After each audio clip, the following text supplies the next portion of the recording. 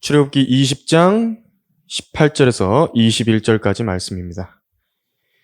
모든 백성들이 천둥과 번개와 나팔 소리와 연기 나는 산을 보았는데 백성이 그것을 보고 이동하여 멀리 떨어져 서서 모세에게 말하기를 당신이 우리에게 말씀하소서. 우리가 들으리니 하나님께서 우리에게 말씀하시지 않게 하여 우리로 죽지 않게 하소서 하니 모세가 백성에게 말하기를 두려워 말라. 하나님께서 내려오심은 너희를 시험하시고 그를 두려워함이 너희 얼굴 앞에 있게 하여 너희로 죄를 짓지 않게 하려 하심이라 하니라. 백성은 멀리 떨어져 서 있고 모세는 하나님이 계신 짙은 흑암 속으로 가까이 다가가더라 그랬습니다. 오늘 오전 설교의 제목은 하나님을 두려워함이 너희 얼굴 앞에 있게 하라는 제목으로 설교하겠습니다. 세상에는 희귀병을 앓는 사람들이 많이 있습니다. 그 중에서도 선천성 무통각증, 무환증이라고 하는 병을 앓는 사람들이 있는데 이 통증을 느끼지 못하는 병이라고 합니다. 무통각증. 동시에 이런 통각이 없어서 이 온도까지도 느끼지 못하는 경우들이 많은데 그래서 합쳐서 이렇게 이름을 붙입니다. 2차 세계대전이 있었었는데 독일의 히틀러가 이런 특이한 병을 앓는 사람들을 모았었습니다. 그래서 특수한 부대를 만들어서 이들을 전쟁에 써먹어야겠다라고 계획을 한 적이 있었습니다. 그러니까 통증을 느끼지 못하니까 이들이 용감하게 전장에서 이렇게 활약을 할 수 있을 것이다 라는 계획이었죠. 근데 문제는 이런 사람들을 모아보니까 단순히 그런 통감이나 이 온도 감각을 잃었던 것뿐만이 아니라 그런 감각들로 인해서 발달되어야 되는 그 뇌 기능이 있는 것인데 자극이 있어야 이게 뇌가 발달이 되는 것이거든요. 그게 다 문제가 있었다 그럽니다. 그래서 보통 전응아들이 많았다라고 합니다. 그래서 무산되었습니다. 이런 병을 앓고 있는 사람들, 보통 사람과는 전혀 다른 생을 살아가는데 아픔을 모르기 때문에 보통 사람이 느낀다라고 하는 그런 두려움을요, 느끼지를 못한답니다. 두려움을 느끼지 못하는 것입니다. 이런 사람들 중에서는 이제 심리 테스트를 진행을 해봤을 때요, 이 스트레스 지수가 나오고 우울증 지수가 나오거든요. 근데 그것이 거의 제로라고 합니다. 제로. 0이라고.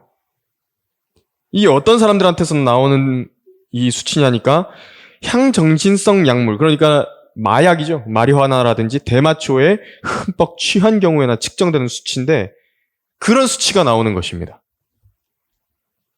그래서 이 사람들 같은 경우에는 심하게 어디가 다친다든지 뼈가 부러진다든지 해도요, 별로 이상하다라는 느낌을 받지 못하기 때문에 쉽게 생명을 잃어버리게 되는 경우들이 있다라고 합니다.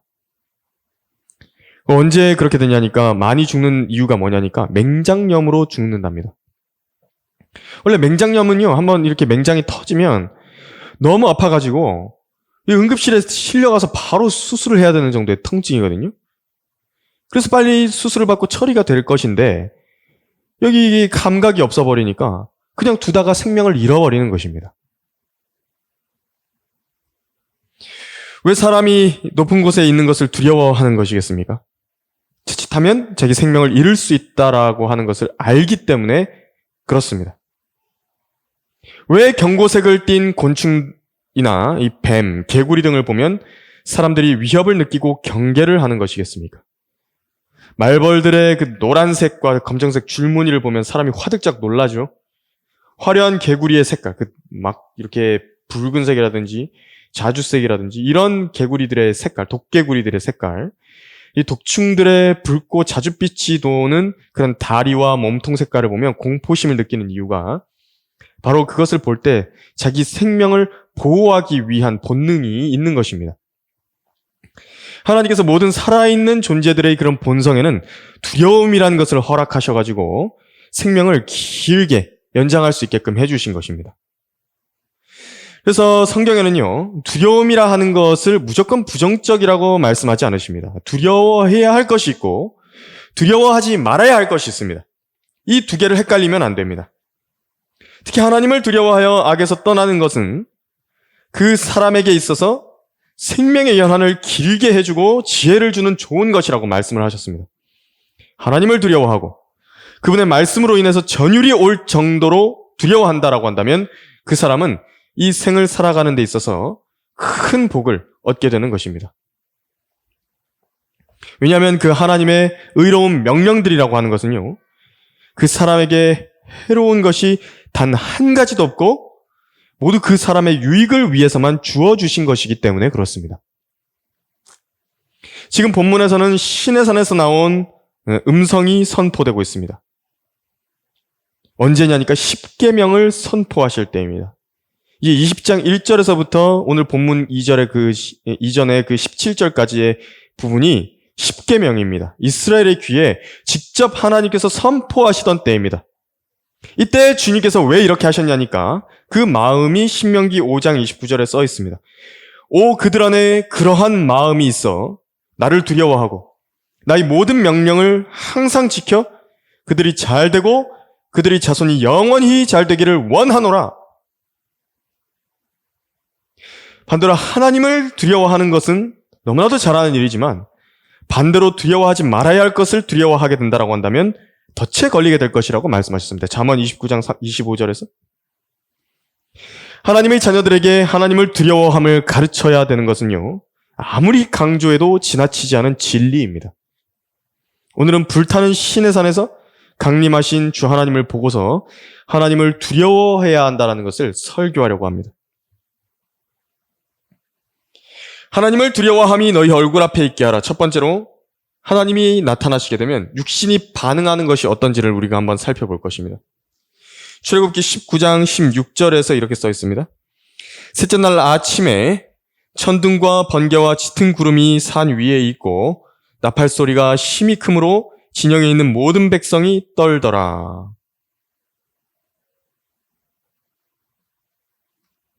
이제 시내산이 이렇게 있는데 거기에 이스라엘 백성이 도착했더니 이제 그 때에 주님께서 나타나신 것입니다.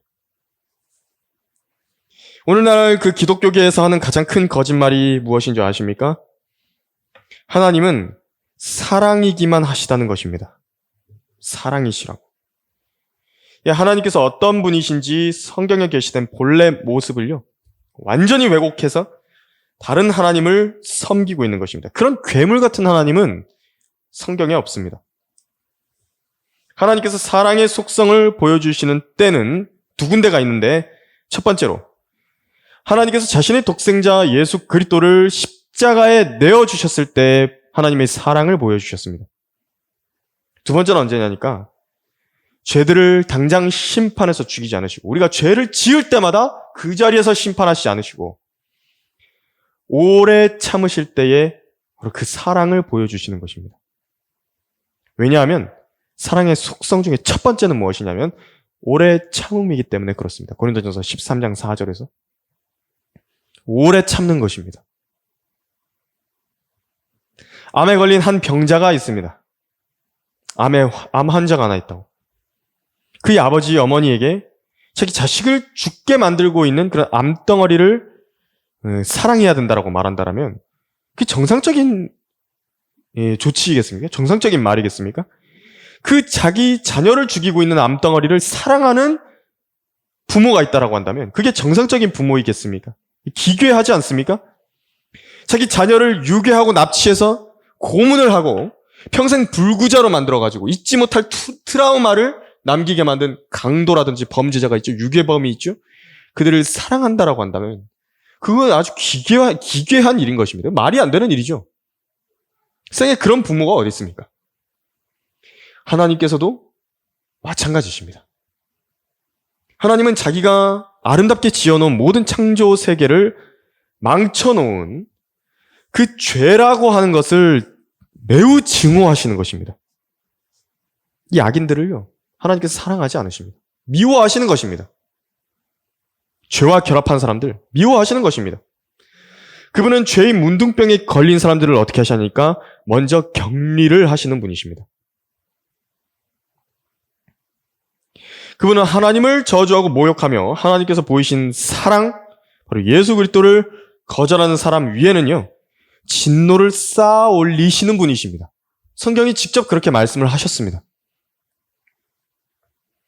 하나님의 아들 예수 그리스도를 자신의 주로 영접한 때에 바로 그분의 사랑을 받아들이는 것이고 또 사랑하는 하나님의 아들들이 되는 것이지만 그렇다고 해서 그분께서 여전히 자기 아들들을 죄와 악행을 저지르는 데에 그냥 내버려 두시는 분은 아니십니다. 분명히 성경은 하나님께서 자녀들에게 합당한 징계를 내리실 것이라고 그렇게 말씀을 하셨습니다. 자녀들이 죄를 지으면 징계할 것이라고. 그리고 그 매질은 아프다고. 히브리서 12장 5절에서 10절까지. 안 아픈 거 아닙니다. 아픕니다. 하나님을 두려워하는 것은요, 마치 위험 있고 두려운 아버지를 대하는 것과 같습니다. 그런 아버지는 자신의 사랑하는 아버지임과 동시에 두렵습니다. 이것이 성경적인 아버지의 상입니다. 우리가 읽고 있는 신의 산은 아침부터 거대한 구름이 솟아올라 정상에 머물고 있었습니다. 신의 산에 아침부터 구름이 거대하게 이렇게 솟아올라 있었습니다. 점점 더 구름이 짙어졌고 그리고 그 구름에서는요 강력한 천둥과 번개가 쏘아지고 있었습니다.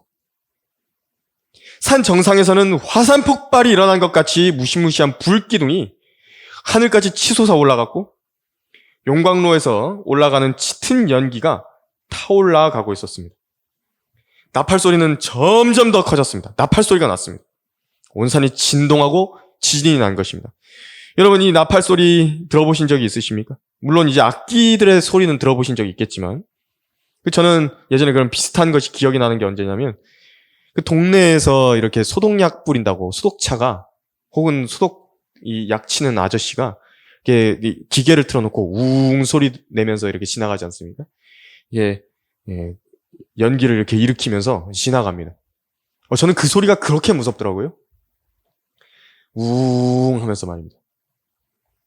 근데 다른 아이들 막 좋다고 뛰어가는데 저는 그 소리만 나면 그리고 연기만 탁 보면요. 막 아랫배가 살살 아프기 시작합니다. 그러면서 이렇게 이불 안으로 숨어 들어가 있었습니다. 그게 기억이 납니다. 그런 소리입니다. 이 나팔 소리가. 전능하신 주 하나님이 신내산 정상에 그분의 민족적인 첫 태생이자 민족적인 아들을 그 자신의 아들 이스라엘을 만나려고 그 모습을 드러내신 것입니다. 거기서 그 19장 20절에 그렇게 써있죠. 주께서 시내산 정상에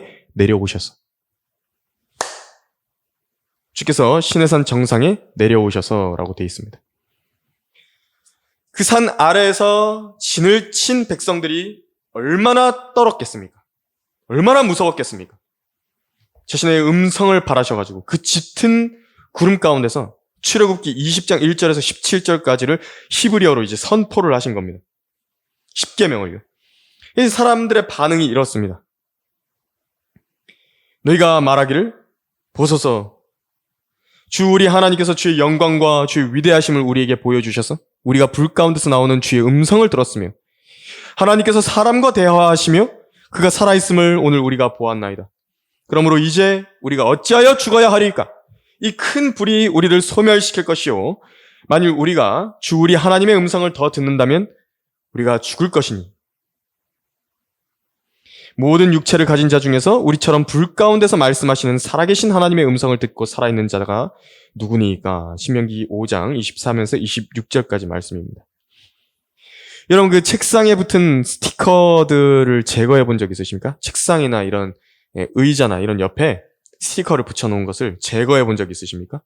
이 스티커는 원래 한쪽 면은 이제 인쇄지고요.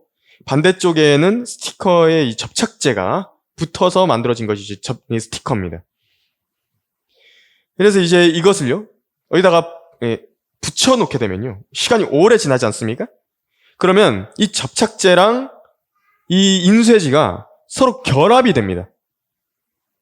그냥 이렇게 인쇄지만 떼낼 수도 없고, 스티커의 그 접착제만 떼낼 수도 없습니다. 약품을 뿌려가지고 긁어내야 됩니다. 왜냐하면 이제 이 접착제가 스며들어가지고 인쇄지랑 하나가 결합이 돼버린 것이기 때문에 그렇습니다. 인쇄지랑 접착제 모두를 다 긁어내서 없애버려야 됩니다.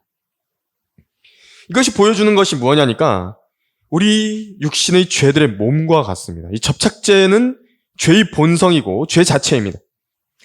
그것이 이제 인쇄지로 빗댄 사람의 몸입니다. 이 두 가지가 결합이 되어 있는 것입니다. 아담이 먹어서는 안 되는 그 열매를 먹게 되자 그의 몸에는요, 바로 이런 이상이 생긴 것입니다. 죄와 쫙 결합을 해가지고 한 몸이 된 것입니다. 죄가 결합을 해버렸다. 그 몸이 구성 요소가 다 그 죄가 침투를 해버린 그 몸이 돼버린 것입니다. 그래서 이걸 가르쳐서 성경은 디도서 1장 15절에서 뭐라 그랬냐니까 이런 육신의 마음은요, 마음과 양심은 둘 다 더럽혀져 있다. 정결한 것이 아무것도 없다. 이렇게 말씀하신 것입니다. 정결한 게 아무것도 없답니다. 그리고는 하나님의 음성을 들은 즉시로 어떻게 하냐니까 도망가서 숨어버리는 것입니다. 아담을 말하는 것입니다. 아담이 그랬습니다. 죄인의 모습은 항상 그렇습니다. 그래서 하나님으로부터 계속 도망을 다니는데 오늘 본문인 20장 18절에서도 하나님을 두려워함을 넘어서 이제 공포를 느끼고 멀리 떨어져 서버리는 것을 우리가 볼 수 있습니다. 너는 살인하지 말지니라. 너는 간음하지 말지니라. 너는 도둑질하지 말지니라. 너는 네 이웃에 대하여 거짓 증거하지 말지니라. 이 음성을 직접 들었을 때에 오금이 저려오고 온몸이 땀으로 범벅이 되어버리는 것입니다. 이것이 기독교계의 괴물 하나님의 오울에서 벗어나서 모든 사람이 알아야 하는 하나님과 우리 육신의 기본적인 관계입니다. 인간의 육신과. 우리 그리스도인들도 마찬가지입니다. 우리가 아무리 구원을 받은 사람들이라 할지라도요, 이 육신은 아직 변한 게 없는 상태입니다. 여전히 하나님으로부터 도망가려 하고 싶고요. 그분의 음성을 듣고 싶지 않아 하는 것입니다. 하나님 말씀 안 듣고 싶다고. 그래서 계속 반목하는 겁니다.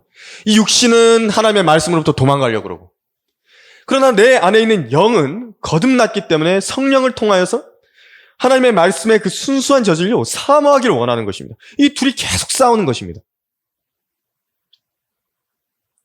하나님을 두려워함이 너희 얼굴 앞에 있게 하라. 두 번째로 죄인들에게는 중보자의 중재가 필요한 것입니다. 거기 20장 18절에서 19절을 보시면요, 모든 백성들이 천둥과 번개와 나팔소리와 연기나는 산을 보았는데 백성이 그것을 보고 이동하여 멀리 떨어져 서서 모세에게 말하기를 당신이 우리에게 말씀하소서.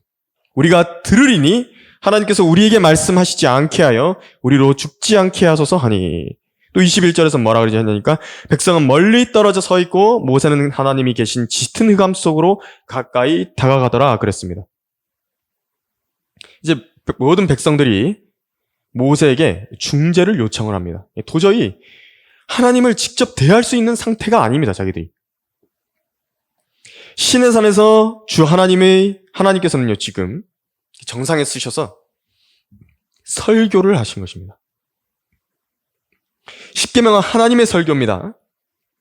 그래서 그분의 음성을 들을 때마다 그것이 자기 양심을 찢어놓고 거기에다 소금을 뿌리고 달궈진 기름을 뿌리는 것 같은 겁니다. 특히 이집트에 있었을 때 죄를 지었던 사람들, 이집트에 있었던 우상들을 숭배하고 하나님을 잊어버리고 자기 조상들의 하나님 잊어버렸습니다. 거짓말하고 또 간음하고 음행하고 도둑질했던 바로 그 죄들이 기억나는 사람들은요, 그 말을 들을 때마다 막 실신할 지경입니다. 못 앉아 있겠습니다. 이것은 설교가 어떤 것인지를 보여줍니다. 강단에서 선포되는 능력 있는 설교는 세상에서 하나님을 대적하고 우롱하고 무시하면서 행했던 모든 일들을 기억나게 하는 것입니다. 그래서 보통의 사람들은요, 설교자로부터 귀를 막아버리고 관심을 끄려고 애쓰며 도망칩니다. 하나님의 설교에 이스라엘이 알게 된 것이 있습니다. 우리에게는 중보자가 필요하다. 죄인이 깨닫게 되는 것입니다. 자기들이 하나님 앞에 도저히 설 수 없는 죄인이라는 것을 알게 됐을 땐 구주가 필요하다는 걸 아는 것입니다. 나의 중보자가 필요하다고. 하나님을 대신 대할 수 있는 사람이 필요하다고. 예수님께서는 그래서 오신 것입니다. 제가 죄인인 것을 아는 사람들을 위해서. 이 모세는 하나님의 설교에서 하나님과 이스라엘 사이에서 그분의 말씀을 전달하는 중보자가 되었습니다. 그런데 히브리서 12장 21절에서는 뭐라고 말씀하셨냐니까 그 광경이 그처럼 무섭기에 모세도 말하기를 내가 심히 두렵고 떨린다 하였느니라 라고 말씀하셨습니다. 모세도 자기 양심의 가책을 받은 부분들이 여러 가지가 있겠죠. 이 설교를 들으면서 이제 그 산은 재앙의 산입니다. 하나님이 내려오셨던 그 산은 재앙의 산이었습니다. 몇 달 전에 의성과 안동 경북 지역에 대산불이 있었습니다. 그때 불이 붙어가지고요, 산에 고속도로까지 뜨거운 그 열기와 불꽃으로 휩싸였습니다. 여러분 그 모습 보신 적 있으십니까? 뉴스에도 나왔죠? 그 무서운 산에 그 올라가는 사람 있겠습니까? 죽을지도 모르는데. 그런데 모세는 바로 그런 산에 올라가야 되는 겁니다. 이 시내산에는 짙은 흑암이 있고 지진이 있고 번개가 있고 불이 타오르고 하늘까지 올라간 구름에서는 우박이 떨어지고 있는데 산에 누가 올라가겠습니까? 누가 다시 살아서 돌아올 수 있겠습니까? 모세는 그 산에 한 발짝 한 발짝 올라가면서 하나님의 약속과 돌보심과 보호하심을 신뢰해야겠죠? 자기 주변에 그렇게 연기가 타오르고 있고 불이 올라가고 있는데 신뢰해서 그렇게 올라가는 것입니다. 하나님을 신뢰함으로. 모세는 나중에 40일 낮과 밤을 산에 올라간다 그랬는데요. 이스라엘 백성이 모세가 그 기간 동안에 돌아오지 않자 분명히 그가 죽었을 것이다. 이렇게 생각한 겁니다. 그럴 만한 이유가 있는 것입니다. 출애굽기 32장 1절에서요. 이 모세는 선지자로서 하나님이 계신 짙은 흑암 속으로 올라갔습니다. 그러나 하나님께서 모세에게는요, 손대지 않으셨습니다. 모세한테 손 안 대셨습니다. 하나님과 사람 사이에 중보자가 필요한 이유입니다. 중보자는 하나님께 받아들여져 있는 사람이기 때문에 손대지 않으신 것입니다. 이 시내산은 심판날에 있을 하나님의 진노가 어떤 것인지를 나타내 보여주는 좋은 그림입니다. 이 하나님의 진노라고 하는 것, 이것은 예수님조차도 두려워하셨던 것이고요. 겟세마네 동산에서 자신에게서 이 잔을 지나가게 해주시라고 그렇게 말씀하셨던 그 진노입니다. 그런데 예수님께서는 그 하나님의 진노를 바로 우리를 위해서 받아주신 것입니다. 우리가 아직 죄인이었을 때 그리스도께서 우리를 위하여 죽으심으로써 하나님께서는 우리를 향한 그의 사랑을 나타내셨느니라. 그러므로 이제 그의 피로 의롭게 되었으니 더욱더 우리가 그를 통하여 진노로부터 구원받게 되리라. 그 형사사건이 일어나면요, 그러니까 범죄, 중범죄인 그 형사사건들, 가해자로부터 피해를 당한 피해자가 이제 법정에서 참석을 해야지만 일어나는 일들을 알죠. 그래서 어떻게 법정에서 재판이 진행되고 있다. 그 알고 싶어하는 경우가 있는데요. 근데 피해자들이 법원에 가가지고 법정에 나온 피고인과 같은 공간에 있어야 된다는 것 자체가 얼마나 부담스러운 일이겠습니까? 그런데 그래서 요즘 법무부에는 그런 지원이 있습니다. 이 범죄 피해자들을 위해 가지고 사회복지사 같은 대리인들이 대신 가는 것입니다. 위임을 받아서. 그래서 그 살인자나 어떤 중범죄자에 대해서 그 재판 하는데 내가 직접 안 가도 되는 겁니다. 그 내용들을 듣고서 전달을 해줍니다. 그 사람들에게 이제 위임을 해주는 겁니다. 그 대리인들한테. 그러면요, 그 까다롭고 꺼려지는 자리에 대신 다녀와서 말을 전해주고 재판이 어떻게 되고 있다, 선고는 어떻게 됐다, 내용들을 알려주는 것입니다. 피해자 자신이 가야 되는 자리인데 대신 그 자리에서 들어주고 오는 것입니다. 얼마나 그게 마음이 편하고 부담스럽지도 않고 얼마나 좋은지. 물론 이제 그 내용들을 들을 때는 떨리긴 하겠지만 그 전달자 자신은 우리가 두렵지 않지 않습니까? 이것이 바로 우리 주 예수 그리스도의 모습을 일면 볼 수 있는 부분입니다. 예수님께서 대신 자신이 그 죽음의 자리로 가신 것입니다. 내가 봐야 됐던 하나님의 진노하시는 그 모습을요, 대신 보고 오셨습니다. 대신 보고 오신 정도가 아니라 자기가 그 진노를 대신 받고 그 값을 치러놓고 돌아오신 것입니다.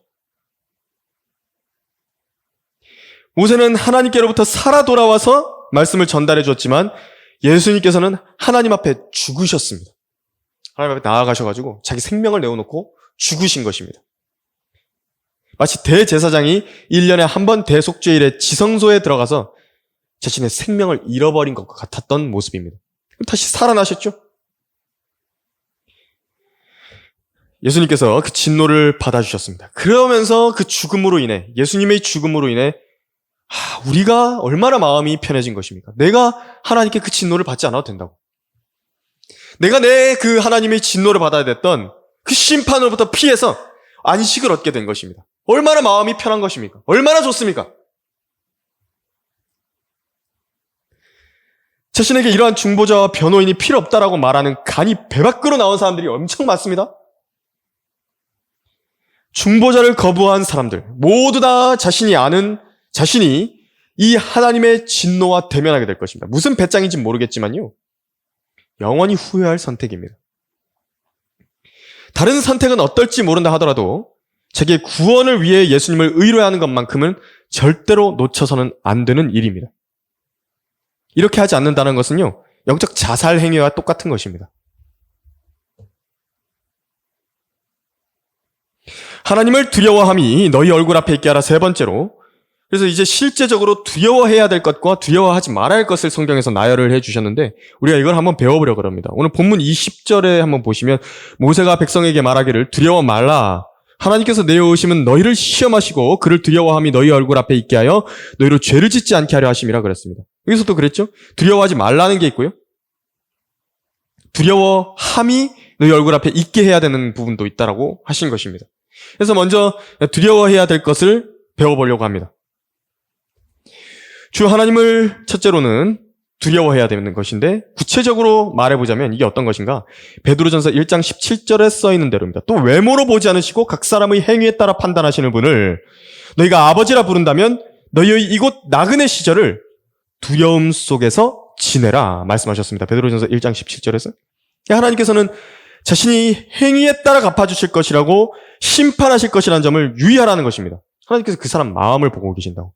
하나님께서 그 사람을 알고 계신다고. 두려워해야 됩니다. 어디서 뭐 하는지 다 알고 계신다고. 구원받은 사람이라 할지라도 하나님을 아버지라고 부른다라고 한다면요. 그분이 자기 자녀가 마음대로 행하고 산다. 죄 짓고 산다. 그렇게 했을 때요. 그 행한 대가로 어떤 대가를 반드시 받게 하십니다. 예수 그리스도를 구주로 믿었다라고 하는 것은 지옥의 영원한 저주와 불길에서 구원받는다는 것이죠. 그 나머지 일들에 대해서 심판하시는 것입니다. 하나님께서 뭐라고 말씀하셨냐니까 그리스도의 심판석에 우리가 올라간다 하더라도요. 선이든지 악이든지 각자 자기가 행한 것에 따라 받는답니다. 선만 받는 거 아닙니다. 악도 받습니다. 악을 행한 것까지도요. 또 두려워해야 될 거 무엇이 있냐니까 아나니아와 사피라처럼 마음으로부터 나온 시기로 성령께 거짓말하는 사람들이 성경에 나오죠. 그리고 하나님의 징계를 받게 됐을 때 온 교회가 두려워했다라고 사도행전 5장 5절에서 말했습니다. 그러니까 교회의 징계는요. 두려움의 대상입니다. 교회 안에서 죄로 인해 책망받고 적절한 징계가 이루어지는 것 역시도 디모데전서 5장 20절에서 이렇게 말씀을 하십니다. 범죄한 자들을 모든 사람들 앞에서 책망하여 다른 사람들도 두려워하게 하라. 디모데전서 5장 20절. 또한 하나님의 사역자들이 이제 무너져 내리고 성도들이 부패하고 배교하여서 믿음에서 떨어져 나가고 변질되고 그로 인해서 하나님의 영광과 우리 주 예수 그리스도의 명예에 먹칠을 당하게 하는 것. 그것을요. 두려워해야 마땅합니다. 고린도후서 11장 3절에서 그랬습니다. 나는 뱀이 그의 간계로 이불을 속인 것 같이 너희 마음도 어떤 방법으로든 그리스도 안에 있는 단순함에서 떠나 부패할까 두려워하노라. 이런 건 건전한 두려움입니다. 또한 인간관계에 있어서는요. 두려워해야 될 게 또 여기서도 있다라고 말씀하시는데 자기 직장 상사에 대한 마땅한 두려움을 가져야 된다 말씀하십니다. 이건 공포와 다릅니다. 막 보면 막 숨을 못 쉴 것 같다. 막 공포증 있지 않습니까? 신체적인 반응이 오는 그런 공포증을 말하는 게 아닙니다. 이건 자기가 다해야 되는 책임에 관한 두려움입니다. 아내들은 자신의 남편에게 두려움으로 복종하라 말씀하셨는데 이것도 마찬가지의 내용입니다. 베드로전서 3장 2절에서요. 그래서 그 두려움으로 복종하는 그 모습을 보고 그 남편들이 아내의 믿음을 통해서 구원받을 수도 있다라고 말씀하신 것입니다. 또 존경할 자를 존경하고 두려워할 자를 두려워하라. 로마서 13장에서 말씀하셨고 이것이 바로 하나님께서 세우신 정당한 권세자들이 있고 곧 위정자들에 대한 두려움을 이제 말씀을 하신 것입니다. 이들이 두려운 이유는요, 하나님께서 그들에게 사회질서 유지라든지 악을 행하는 자들에게 실제적인 보응을 행하는 자들로서 세워져 있는 것을 두려워하라는 겁니다. 이걸 무시하고 악행을 저질렀다라고 한다면 여기 있는 누구라도요, 동일한 법의 대가를 받게 되어 있습니다. 악행을 저질렀다라고 한다면. 시위에 나갔는데 적절한 방법으로 하지 않고 뭐 기물을 파손한다든지 어디에 막 쳐들어간다든지 그러면 안 되는 것입니다. 그건 폭동이죠. 정상적인 방법으로 해야 되는 것입니다. 또 우리의 소망에 관한 이유를 묻는 모든 사람에게 답변할 것을 온유와 두려움으로 예비하라 말씀하셨습니다. 이게 두려움으로 해야 될 일입니다. 내가 이 소망에 관한 이유를 설득력 있게 하나님의 말씀의 권위를 갖고 그분의 말씀인 것처럼 내게 물어보는 사람들에게 답변해줘야 될 것을 두려움 가운데 준비를 해두라는 것입니다. 그래서 이 말을 내가 잘못 전달하게 됐을 때 상대방이 하나님의 말씀을 가볍게 여기거나 우습게 여기는 일이 발생하게 되면 어떻게 될 것인가? 그걸 두려워하라는 것입니다. 내 말로 인해서 그렇게 되면 안 되겠죠? 두려운 일입니다. 그리고 두려워하지 말아야 할 것들을 알아보도록 하겠습니다. 주님께서 이건 두려워하지 말아라 이렇게 말씀하셨습니다. 성경은 예수님을 믿는 일에 대해서 두려워하지 말아야 된다라고 말했습니다. 요한계시록 21장 8절에서 예수님을 영접하게 되면요, 예수님을 믿는 사람으로 살아가게 되면 자기 육신이 이제 압니다. 뭘 아냐니까 본능적으로 자기가 즐기던 죄들을 이제 끊어야 된다. 성령께서 이걸 이야기를 하시거든요. 그러니까 그 육신이 반응을 하는 것입니다. 막 무섭다고. 그걸 이제 안 하게 되면 너 변했네? 이런 소리 들을까 봐. 또 어떤 사람 자체라든지 어떤 사람이 나에게 행하는 일들에 대해서 두려워해서는 안 된다라고 말씀하셨습니다. 그건 살아계신 하나님의 그 보호를 하신다고 말씀하신 약속, 성경의 약속을 믿지 않는 것입니다. 사람들의 비난을 두려워하지 말라. 이사야서 51장 7절에서 말씀하셨습니다.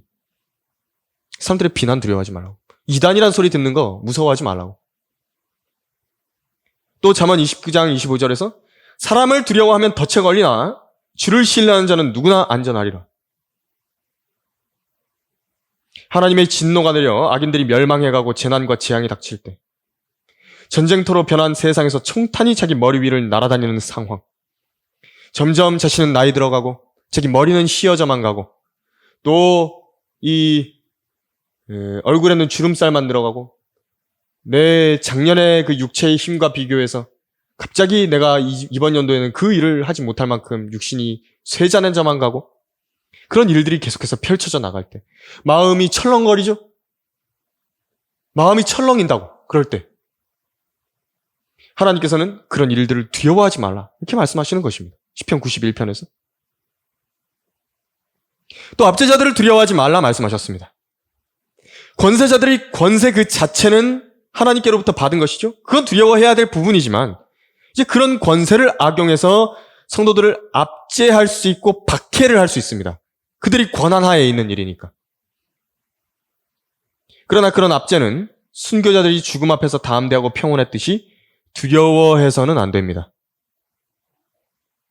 베드로가 사형 전날 밤에 쿨쿨 잠을 잘 수 있었듯이 두려워해서는 안 되는 것입니다. 복음을 전하면서 발생하게 되는 고난과 어려움들이 생길 것들, 앞으로 그런 일이 일어나면 어떡할 것인가? 내가 회사에서 이렇게 했다가 잘리면 어떡할 것인가? 다른 사람들이 나를 이렇게 멀리하게 되면 어떡할 것인가? 두려워해서는 안 됩니다. 예수님과 동행하는데 재난과 재앙을 두려워하는 사람들, 그것은 예수님께서 이 믿음이 적은 사람이라고 꾸중을 하시는 것입니다. 너 믿음이 적은 자야. 주님께서 함께 하시는데 뭐가 그렇게 무섭냐고. 나를 증거하는 것이 뭐가 그렇게 무섭냐고. 또 거듭난 그리스도인이라고 한다면 죽음을 두려워하지 말아야 된다라고 말씀하시는 것입니다. 단순히 육체적인 죽음을 뛰어넘어서도요, 불못에 던져지는 둘째 사망을 말씀하시는 것입니다. 물론 가끔 가다가 저도 그런 생각을 할 때가 있습니다. 몇 달에 한 번 정도? 나는 정말 구원받은 사람이 맞는가? 내게는 구원의 영원한 보장이 있는 것인가? 나는 어떻게 구원을 받은 것인가?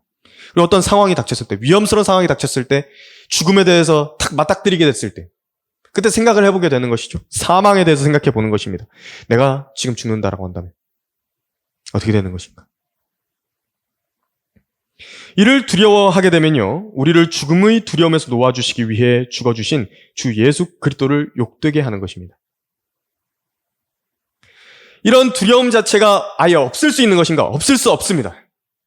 모든 사람은요, 이런 두려움을 갖고 사는 연약한 질그릇들입니다. 저도 마찬가지고요. 이런 두려움 자체가 생겨나지 않게 되는 것은 불가능합니다. 주님께서 그러나 성경에서 두려워하지 말라 말씀하셨을 때는 두려움을 극복을 하라는 것입니다. 어떻게? 바로 기도를 통해서. 그 용기이고요. 그것이 용기이고 이것이 바로 우리의 피난처시고 방패시고 능력이신 하나님 안에 있는 능력입니다. 성경대로 우리가 두려워해야 할 것을 두려워한다라고 한다면요, 신기하게도 그 반대에 두려워하지 말아야 할 것들은 능히 이겨낼 수 있게 됩니다. 오늘은 이 설교를 통해서 우리가 하나님을 두려워함에 대해서 함께 들었습니다.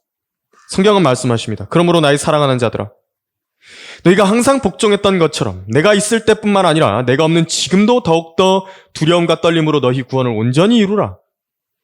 이는 너희 안에서 역사하시는 분은 하나님이시기 때문이니 그분은 그분의 선한 기쁘심에 따라 뜻을 두고 행하게 하시느니라. 빌립보서 2장 12절에서 13절까지.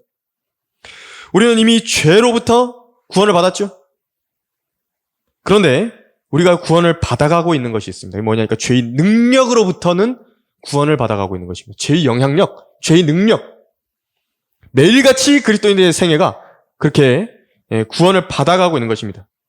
그리고 또 앞으로 이 죄의 몸을 벗게 해 주시게 하실 것입니다. 그럼 이제 죄로부터 완전히 분리가 될 것입니다. 앞으로 구원을 받을 것입니다. 그러니까 세 가지죠. 죄로 이전에 구원을 받은 구원이 있고요. 과거의 구원이 있고 현재적인 구원을 이루어가는 구원이 있는 것입니다. 그건 죄의 능력으로부터 구원을 받는 것입니다. 그리고 앞으로 예수님께서 오셨을 때는 완전히 죄의 그 임재로부터 구원을 받게 될 것입니다. 성도들이 이 죄의 능력으로부터 온전해져 가고 있는데 그렇게 되기 원한다라고 한다면 방법이 바로 하나님을 두려워함으로 거룩함을 온전히 이루어가는 것 외에는 방법이 없습니다. 하나님을 의식해야 되는 것입니다. 하나님을 우습게 여기면 안 됩니다. 그분을 우롱하면 절대 안 됩니다. 하나님께서는 나를 외모로 받아들이지 않으시고요, 내가 행한 일들에 따라서 나를 판단하실 것입니다. 이 죄에 대해서 신의 산에서 울려 퍼지는 음성, 두렵고 떨리는 광경처럼 엄중히 다루시는 분이 아버지 하나님이신 것을 알고요, 우리가 이 장면을 우리 마음 안에 새겨놔야 됩니다. 사랑받는 자녀들로서 그래서 아주 거룩한 생활을 다들 이루어 나가시길 바라면서 설교를 마치겠습니다.